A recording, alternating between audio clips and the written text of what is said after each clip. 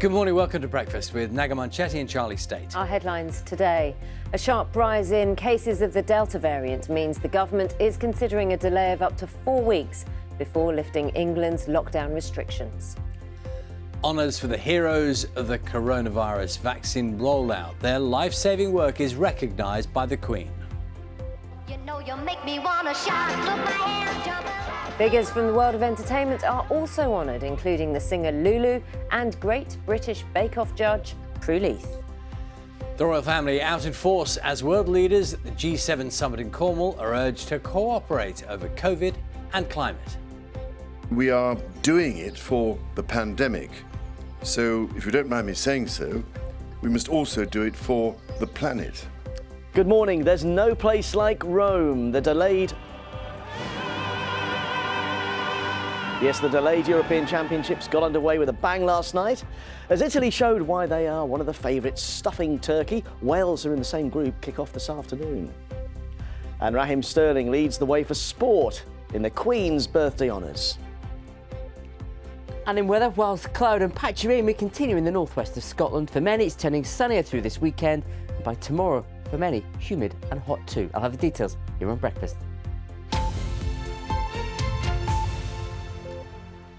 Good morning. It's Saturday, the 12th of June. Our top story is that the government is considering delaying the lifting of England's remaining coronavirus restrictions by up to 4 weeks. The final stage of the roadmap out of lockdown was due to take place on the 21st of June. There are growing concerns about the spread of the Delta variant, first identified in India, and the rise in cases, as our political correspondent Jessica Parker now reports. Removing legal limits on social contact, easing restrictions for large events, the proper reopening of nightclubs. All part of the plan for England's final step out of lockdown. But recently, the mood music has been more downbeat. I think everybody in the country will want to go back to their normal lives as they were before, but we do have a problem. We have a very new virus, and we will have to learn to live with it over a period of time. And the most critical thing, I think, here is to make sure that we have good vaccination programs. We're protecting those most at risk, and we still have a few more in the population to vaccinate as we go forward. So I think we'll just have to wait and see what the data shows on Monday. There were 8,125 new cases recorded in the past 24 hours. That's up almost 60% in the past week. On average, over 6,500 new cases have been recorded per day in the last week. And hospitalisations are beginning to rise slowly, with more than 1,000 people in hospital. For Boris Johnson in Cornwall for the G7 summit, it means a big decision when he gets back to Downing Street. He said he'll be driven by the data. Labour claims the country's paying the price for his reckless border policy. Number 10 insists no final decisions have been made and that the data's still being examined. Ultimately, he will have to decide. Jessica Parker, BBC News. Key people behind the COVID vaccine rollout are being celebrated in the Queen's birthday honours list, with nearly a quarter of recipients being recognised for their response during the pandemic. The list includes the scientists who developed the Oxford AstraZeneca jab, as well as volunteers who helped those in their communities. Anna Collinson has more. Spring 2020. A deadly new virus was at large. About half of the world's population facing lockdown. Globally, tens of thousands of people had already died from coronavirus, and scientists in Oxford were working around the clock to create a life-saving vaccine, unsure if it would ever become a reality. But in January, one of the members of the Oxford AstraZeneca team became one of the first to receive the jab. He's received a knighthood.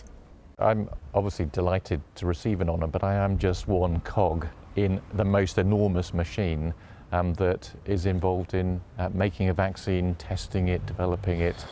This time last year, the UK's vaccines task force was sifting through hundreds of possible jabs, urgently trying to identify and secure supplies of the most promising ones.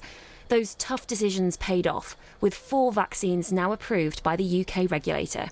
The task force leader has been made a dame. Seeing then the incredibly slick rollout of the vaccine across all parts of the UK has been just fantastic. And what's been really important is to see quite how effective those vaccines have been in the real world, actually preventing deaths.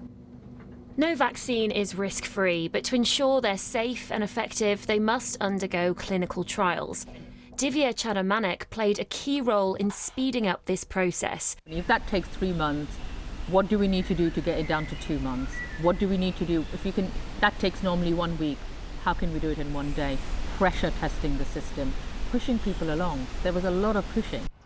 Divya is one of many who's played their part in the ongoing fight against COVID. With cases once again on the rise, it's hoped this time the vaccination programme, which has received royal recognition, will shield us in a way that wasn't possible before.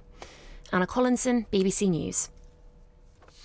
Now, celebrities from the world of entertainment and sport are also on the list. The chef and Great British Bake Off judge Prue Leith has been made a dame. She says she's not sure she deserves the pat on the back for doing something she's loved all her life, but that it is a huge honour.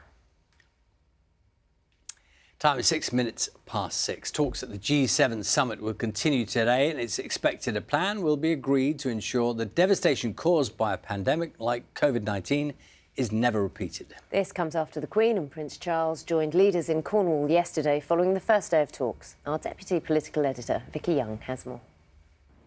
It's not just political power on show at this summit here in Cornwall. The royal family, often regarded as Britain's soft power, has been out in force too.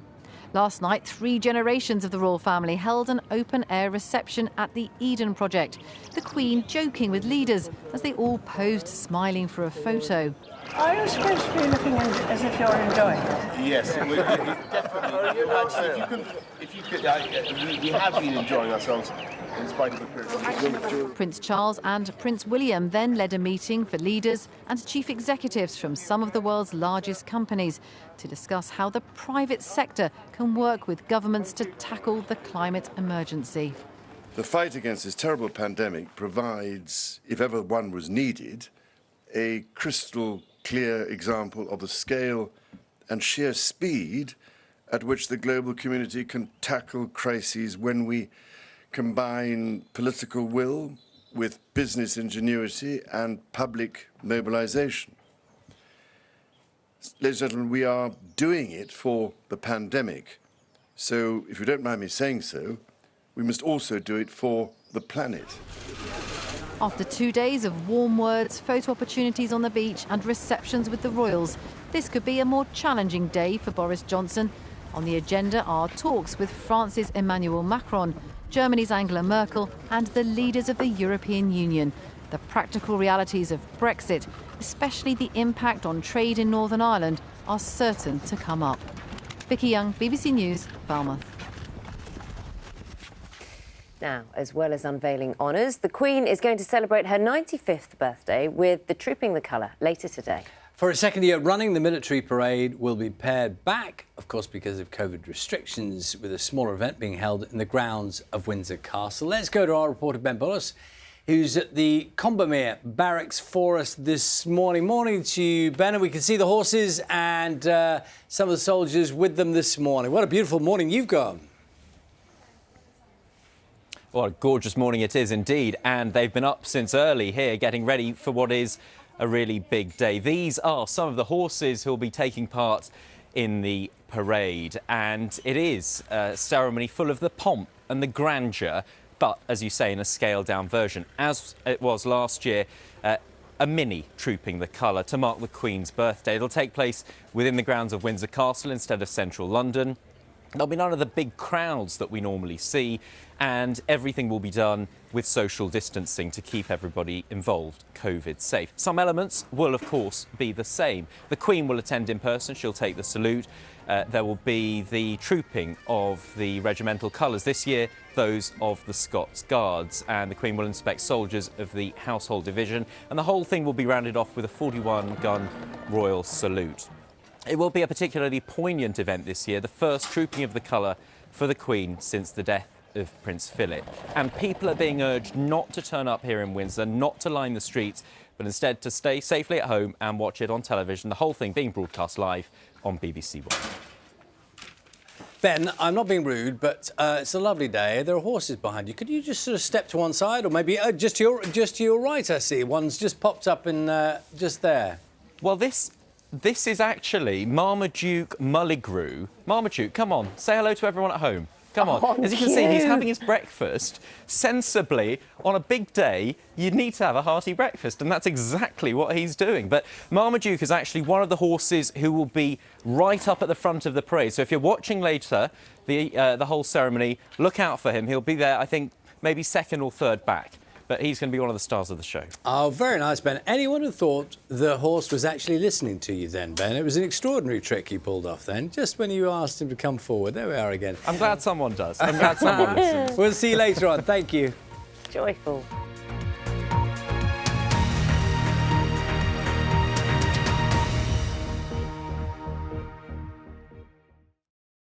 See the headlines as they happen and watch BBC News live in the app and get the full story with bbc.co.uk/news. Follow the story for all the latest with BBC News.